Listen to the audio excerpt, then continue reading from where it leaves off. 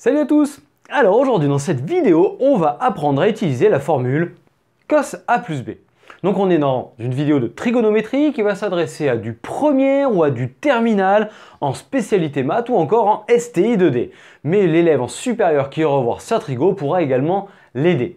Donc là on va pas faire de démonstration, ça va être une vidéo assez courte pour apprendre à utiliser cette formule de cos A plus B. Donc dans un premier temps, que vaut cos A plus B? Ça, c'est la première question qu'il faut te poser. Donc, soit tu connais la réponse, tu le marques, sinon, on va le rappeler. Donc, cos A plus B, qu'est-ce que ça vaut? Donc, on le marque ici. Cos A plus B, c'est, dans un premier temps, cos A, cos B. Ici, tu as un plus, là, c'est un moins. Sin A, sin B. Bon, et bien voilà la formule de cos A plus B. Histoire de te rappeler un petit peu sur comment t'en sortir, alors ça vaut ce que ça vaut, c'est un mémotechnique. Quand c'est le cos, ça fait toujours cos, cos, sin, sin.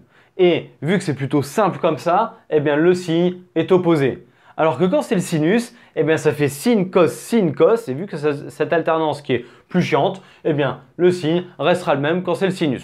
Voilà, en gros, un moyen qui, moi, en tout cas, m'a permis de la retenir lorsque je l'ai faite au lycée. Bon, maintenant qu'on va essayer de voir comment appliquer cette formule, il nous faut un exemple. Et donc, on va essayer de déterminer la valeur exacte de cosinus de 7pi sur 12. Tu sais que celui-ci, il n'est pas dans ton cercle trigonométrique, donc tu n'es pas censé le connaître, je te rassure là-dessus. Maintenant, on va voir que, en étant un petit peu habile, avec un petit peu de jugeote, on va arriver à trouver sa valeur exacte. Donc en fait, là, tout repose sur une astuce. Alors soit l'exercice te guidera, et je pense que ça sera comme ça, mais on ne sait jamais, la prise d'initiative fait de mal à personne. Donc en fait, il faut ici essayer de se dire qu'il faut écrire 7pi sur 12 autrement. Et là, dis-toi que ton pi sur 12, ça va tourner autour de ça évidemment, il peut venir de deux choses, avec pi sur 6, pi sur 2, pi sur 3, pi sur 4. Pi sur 6, pi sur 2, c'est pas très malin, puisque de 6 à 2, on peut déjà réduire au même dénominateur, donc peu de chances que ça te donne du pi sur 12. Par contre, avec du pi sur 3 et du pi sur 4, ça c'est certain, tu n'y couperas pas, ton dénominateur sera du pi sur 12, à part dans quelques rares cas, mais sinon, ça sera du pi sur 12. Donc là, il faut faire intervenir pi sur 3 et pi sur 4, et voir ce que ça va donner. Donc en fait, on commence, on fait des tests, on fait pi sur 3 plus pi sur 4, pi sur 3 moins pi sur 4 et on voit un peu ce que ça raconte.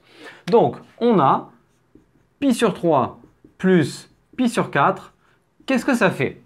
Réduction au même dénominateur, donc tu sais que là, ça va être sur 12. Le premier, il faut le multiplier par 4 en haut en bas, et le deuxième, il faut multiplier par 3 en haut en bas. Donc ça va faire 4 pi sur 3 fois 4 plus 3 pi sur 3 fois 4. Bon, je détaille, mais on peut aller plus vite. Ce qui fait qu'ici, on a le 12 et on a le même dénominateur. Et 4pi plus 3pi, ça fait 7pi sur 12. Bon, ça, c'est impeccable parce que du coup, on a trouvé du premier coup ce qu'il fallait. Donc maintenant, quand on va vouloir faire cos de 7pi sur 12, ça revient à faire cos de pi sur 3 plus pi sur 4. Donc, l'application de la formule qui est ici. Donc, c'est ce qu'on fait ici. Donc maintenant, pour le calcul de cos de 7pi sur 12, on a dit on fait cos de pi sur 3 plus pi sur 4 et on applique cette formule. Donc, cos de pi sur 3, hop, c'est ce qu'on marque là, cos de pi sur 3, fois cos de pi sur 4, donc cos pi sur 4, ensuite moins, et après sin pi sur 3, sin pi sur 4. Allez, sin pi sur 3 fois sinus pi sur 4. Bon, là arrive le moment où si tu connais pas tes formules, un peu tendu, donc va réviser ton cercle trigo, important à connaître par cœur ça. Et on sait que cos pi sur 3, ça vaut 1/2, donc ici on a 1/2, fois cos pi sur 4, ça vaut racine de 2 sur 2, hop, ce qu'on marque là, moins sinus de pi sur 3, racine de 3 sur 2, et sinus de pi sur 4, racine de 2 sur 2. Il n'y a plus qu'à les regrouper. On voit qu'on a 2 fois 2, 4, donc on a 4 dénominateurs des deux côtés. Donc déjà, on peut écrire ça sous la forme d'une seule fraction, donc le tout sur 4. 1 fois racine de 2, ça fait racine de 2.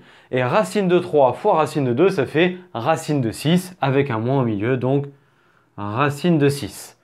Et bien voilà, on vient de trouver la valeur de cosinus de 7 pi sur 12, qui n'est pas une valeur que tu es censé connaître, bien sûr, mais qui est une valeur qui, au final, en appliquant tes formules de trigonométrie de la forme cos A plus B, tu vois que tu peux en trouver certaines. Donc voilà une application de la formule de cos A plus B. On peut le faire avec le sinus, on pourra le faire aussi dans des équations. Il y a plusieurs façons d'appliquer cette formule. Et bien voilà, écoute, j'espère que tu as bien compris ce que l'on a fait jusqu'ici et j'espère que cette vidéo t'a plu. Donc si tel est le cas, eh bien n'hésite pas à lui lâcher le petit pouce bleu vers le haut, puis à venir t'abonner en activant la cloche pour avoir accès aux prochaines vidéos que l'on sortira sur ce thème et sur les autres. Tu peux aller voir ce qu'on te met en description avec des vidéos de trigonométrie, de la présentation du cercle trigo jusqu'à des études de fonctions, des résolutions d'équations, enfin voilà, pour bien t'entraîner sur ce chapitre-là. Puis ensuite, tu peux venir également nous retrouver sur Internet, sur nos réseaux sociaux Facebook et Instagram. Et d'ici à la prochaine vidéo, je te souhaite une très belle journée et je te dis à très bientôt. Allez, ciao à tous!